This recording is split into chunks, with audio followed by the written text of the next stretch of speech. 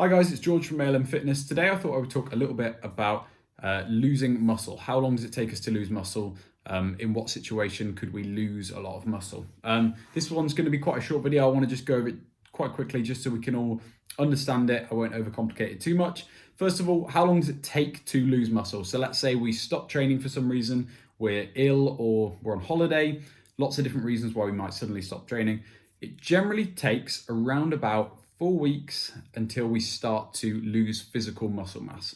Now, this depends on a variety of things. Number one, we need to be eating enough protein during this time and enough calories. So this is assuming that we're not, when you're ill, sometimes you have no appetite. This is assuming we're not hardly eating anything and we're not moving and we just sat on the sofa all day, not eating much. That you might experience muscle loss a little bit quicker. But generally speaking, for most of us, if we just went on a holiday and we're still eating enough protein, still getting enough kind of just general daily activity, we're going to be not losing any muscle before the 4-week period. So the one thing I do want to address now is some of you might be thinking, well, hang on a minute, George, I've been on holiday before, and when I got back to my strength session, I could hardly lift the weight that I could before. I know my strength I know I lost some strength, and I know I might have lost some muscle as well because I didn't look as good, I didn't look as lean.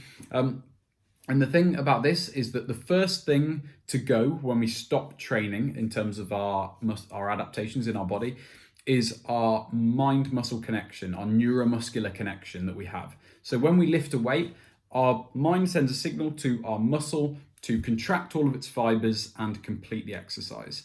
The problem is when we stop training for a while, these connections, they can get a little bit rusty, they can stop working as well, stop being as efficient, and basically what happens is the mind sends the signal to the muscle, but this time not as much of the muscle contracts, not as many of the fibers quite get the message, and therefore we come across as weaker, and we might think therefore we've lost muscle. But all that's happened is we've still got the exact same amount of muscle in our body. The only difference is we've become a little bit less efficient at using that muscle and utilizing all of it. So that's an important distinction to make between losing actual muscle mass and just losing the neuromuscular connection.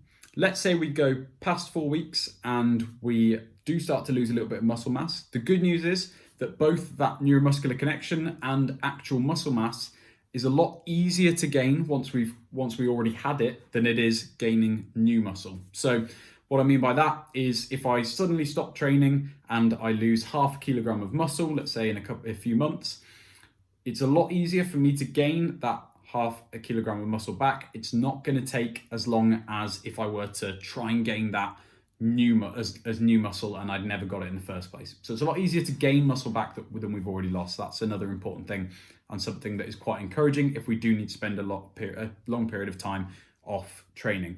Another thing I want to cover before the end of the video is maintaining muscle. So what can you do if you know you're not going to be training for a long period of time to maintain that mind-muscle connection and prevent yourself from losing muscle? Well, you can do a small amount of work per muscle group. It's different for different muscle groups. Your calf, for example, your calf muscles don't need a lot of work, obviously, because we're always on, we're walking around, we're using them. They're slowly ticking away. They don't need a lot of work to be focused on them to grow. So therefore, they'll maintain their size pretty good. They'll maintain the muscle mass pretty good. Whereas something like your biceps or your chest, especially if you're used to training them quite regularly, then they might lose muscle a little bit quicker than some of those other smaller muscle groups. So what can we do to mitigate that, to stop that from happening? We can essentially train them a little bit per week. Now, your maintenance work, the amount of work that you need to do to maintain muscle mass probably isn't as much as you think. For example, for your chest, if you're used to strength training and you train your chest quite regularly, we're looking at around about only 6 working sets of exercise per week would maintain your chest muscle mass. So you can see it's not a lot. That would just be, let's say you did 3 sets on Monday of chest press, and then on Friday you just did 3 sets of press ups at home, and then you'd be good to go.